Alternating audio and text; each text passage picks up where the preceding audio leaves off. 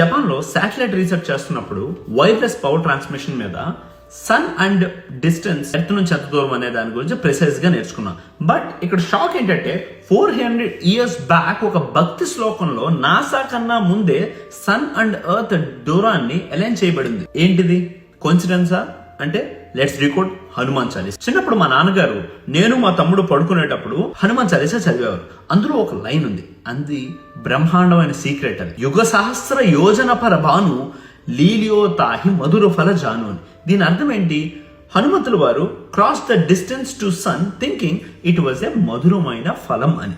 దీన్ని మ్యాథమెటిక్స్ లో డీకోడ్ చేయాలంటే యుగ సహస్ర యోజన్, యుగ అంటే 12,000, సహస్ర అంటే 1,000, యోజన్ అంటే 12.1 kilometres. As per ancient Indian text 12.1 అని 12.8 అని 12 to 13 మధ్యలో ఉంది.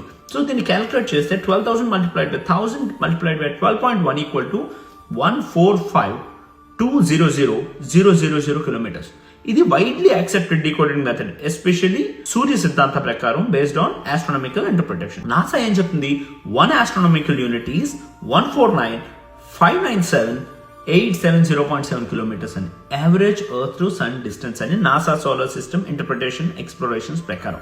ఈ డిఫరెన్స్ అంతా ఈ రెండింటికి 3% అప్రాక్సిమేట్. ఏన్షియంట్ ఇండియాలో ఆల్రెడీ సైన్స్ ఉంది, అది కూడా మనం అంతు చెక్కలేనంత గొప్ప రీతిలో.